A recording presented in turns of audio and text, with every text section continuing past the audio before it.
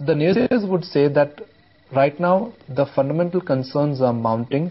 There is global risk, and now we have a political risk. So what's been your portfolio strategy at a time when liquidity is strong but the fundamental picture is deteriorating?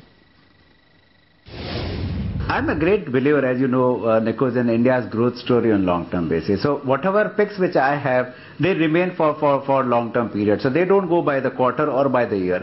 But definitely we are going to see a lot of headwinds coming in, and those could be again some point in time could be nerve-wracking for large investors who want to look at a quarter, 2 quarter or 1 year time. But I remain long-term investor, so I don't really see these hiccups as a major cause of concern for me. But definitely I've been not very, very hot on Indian equities, as you know, for last almost about 12 to 15 months time. And my views remain that next 12 months are also going to be a little difficult.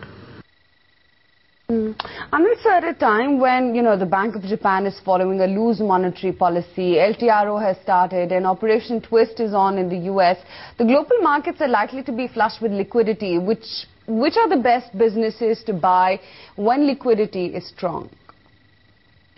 Well, you're very right. I think we are awash with the global liquidity, and I think it's really not serving the cause for India, because we are in a high inflationary situation. Mind you, so long as you have a low inflation, the liquidity can't cause so much of a damage. But if India goes through this high liquidity situation, or we get a lot of money coming in, our inflation will go out of bounds. So I think we have to play a very, very cautious role. The foreign money, definitely, I mean, most of the time the liquidity driven money is a dumb money. It's not an intelligent money at all. So it may find many other ways of coming in. It may find real estate. It may find many other commodities play, because India would always be looking at commodities into a scarcity situation. So I think we may see liquidity driving a lot of other asset valuations.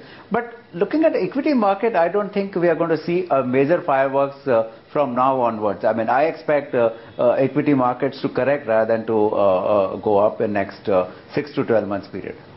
Anil, we started with 4,800 on the Nifty. Now we are at 5,400 on the Nifty. Do you think by December or by year-end markets will be trading lower?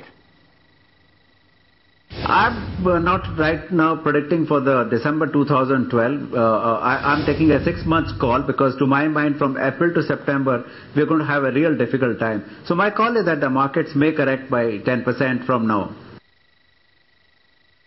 Okay, I just want to quickly take a little bit of a detour. While Nifty is comfortable above the 5,400 mark, Havells, that is one stock you should be bringing out, because CLSA has now rated the stock as a buy, and they've put a hefty price target as well on this one. 600 plus levels is where Havells is currently in trade. But Anil, just coming back to the point that you were making, the big call in 2011 was to sell power stocks.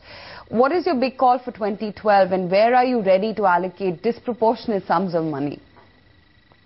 Like last year also, most people were very nervous on cement, and I held on to my views on cement. And I think in 2012, people talk about defensive plays like ITC and Hindustan Lever. I would say defense play is cement. So 2012, my theme is cement, because it's going to do much better than most market analysts expect it to do. Well, I should have guessed it. With Anil Singhvi on the show, we have to talk cement, the original cement man of India. So, Mr. Singhvi, in your personal portfolio, you have 2 large holdings, Axis Bank and Ambuja Cement. Which stock at these levels is offering a better value or a better bargain? No, I'm saying cement, but I'm not including Ambuja in that. I'm saying cement. So there would be a better pick in cement than looking at Ambuja. So Axis Bank remains good. But in cement, I would pick Madras Cement. Okay. So, Anil, 3 signs from the budget which will make you nervous. What is it that you're watching out for? Well, the first way is going to be that because of the local scenario and global scenario and all this, our fiscal deficit, we couldn't manage, and our fiscal deficit is much higher. And going forward also is going to be much higher. Second, I would get very nervous if he again projects his budget like last year did on 9% basis of growth. If he does it on 7.5 or 8%, I'll get very nervous. If he does it at 6.5%, that will be the realistic situation. And the third thing, if we have a lot of subsidies and a lot of new Rozgar Yojanas and Awas Yojanas and all squandered and money is going to be spent on that, I think we will have a very large borrowing by the government. In any case, right now we are not having capital formation, and if we have a large borrowing by the government on current account and on account of these yojanas, I think we're going to have a huge problem in terms of crowding of the government borrowing programs, which will make life difficult for next 12 months. So, Anil, if you have to construct a portfolio which you're confident that will give you a compounding return of about 20% plus for next 2 or 3 years, how will your portfolio look like? Give us the shade of your, shade card of your portfolio. I think 40, 40, 20. 40 cement, 40 IT and 20 banks.